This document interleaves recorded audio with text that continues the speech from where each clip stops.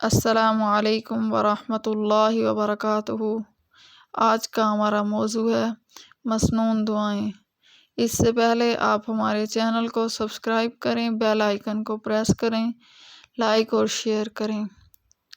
نحمدہ ونصلی علی رسولہ الکریم، اما بعد فاعوذ باللہ من الشیطان الرجیم، بسم اللہ الرحمن الرحیم۔ جب صبح ہو تو یہ دعا پڑھیں: اللہم بک اصبحنا وبک امسینا وبک نحیا وبک نموت والیک النشور۔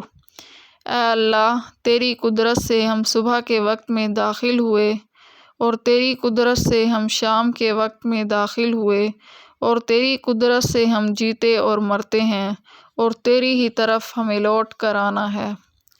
جب سورج نکلے تو یہ دعا پڑھیں: الحمدللہ الذی اقالنا یومنا ھذا ولم یہلکنا بذنوبنا۔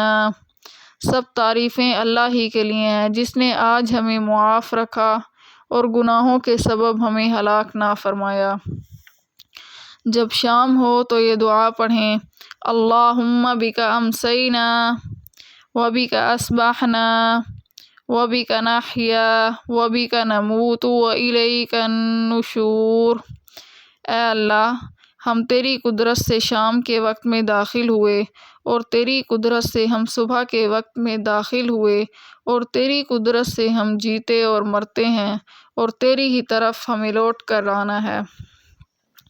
حضرت عثمان رضی اللہ تعالیٰ عنہ فرماتے ہیں، رسول اللہ صلی اللہ علیہ وسلم نے ارشاد فرمایا، جو بندہ ہر صبح اور شام کو 3 مرتبہ یہ کلمات پڑھ لیا کرے تو اسے کوئی چیز نقصان نہ پہنچائے گی۔ ایک اور روایت میں ہے کہ اسے کوئی ناگہانی بلا بھی نہ پہنچے گی۔ بسم اللہ الذی لا یضر مع اسمہ شیء فی الارض ولا فی السماء وہو السمیع العلیم۔